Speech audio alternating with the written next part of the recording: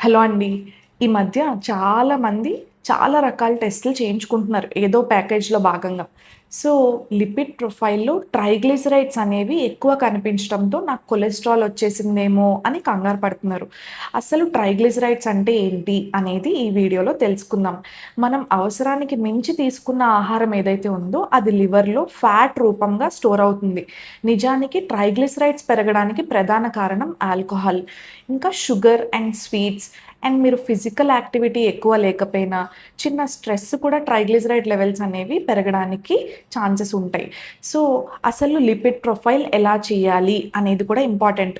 12 గంటలు ఫాస్టింగ్ ఉంటే lipid profile అనేది యాక్యురేట్ రిజల్ట్స్ మనకి వస్తాయి.